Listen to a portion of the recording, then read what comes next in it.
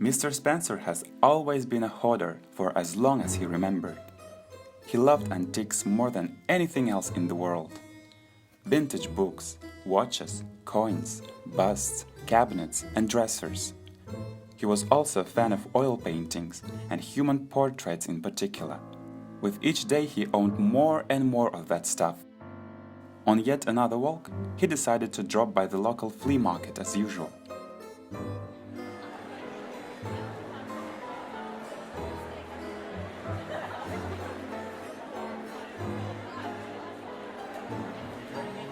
Walking along the noisy roads and not finding anything interesting, he was ready to return home.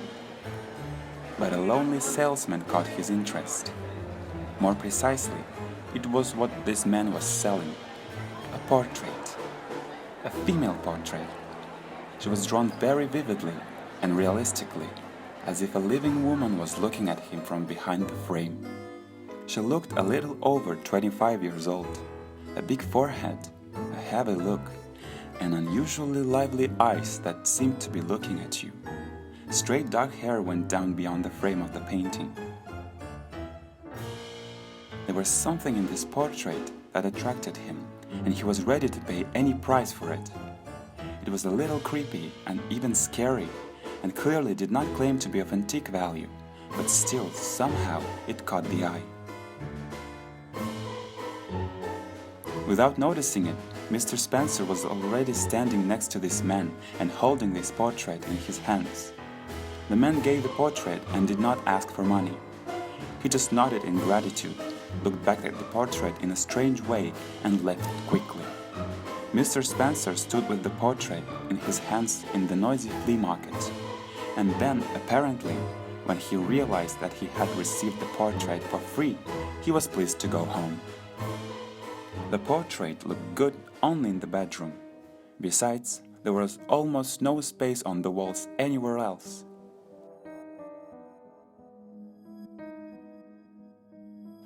Already at night, before going to bed, Mr. Spencer felt someone's eyes on him.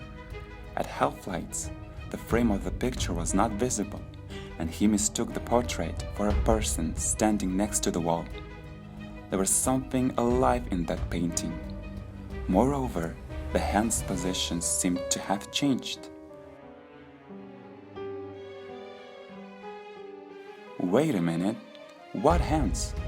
There were no hands in the picture. Or did I forget? Well, I guess I'm just exhausted, thought Mr. Spencer, laying down, and then fell asleep. The next day the portrait was still hanging on the wall, and the experienced collector could not remember whether there had been hands before or not. Well, of course there have been hands before. They could not have appeared later, the old collector thought again. In the evening, Mr. Spencer was going to bed.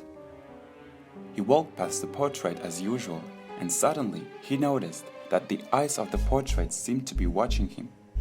They were clearly following him, moving from side to side. Mr. Spencer tumbled for a long time and could not fall asleep, thinking about how it was possible and whether it was his imagination. Then he took sedatives and fell asleep. The next night, the portrait was still looking at him without taking her eyes off. Mr. Spencer began to think he was going crazy. When he decided to go to bed, he looked at the portrait again. The horror changed his body.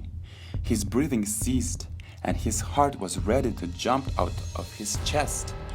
It wasn't the girl who was looking at him from the portrait anymore, but a terrible smiling face. He decided to get up and cover it with cloth, or put it on the floor, and in the morning he would put it in the storeroom so it could not scare him again like that. He was just about to get up when he saw the portrait move. The woman's hands, which were now folded on the chest, straightened up and creeped out of the picture. Fear chained him up. It was so terrible and crazy that he could not get up from his bed. The hands were still reaching for him.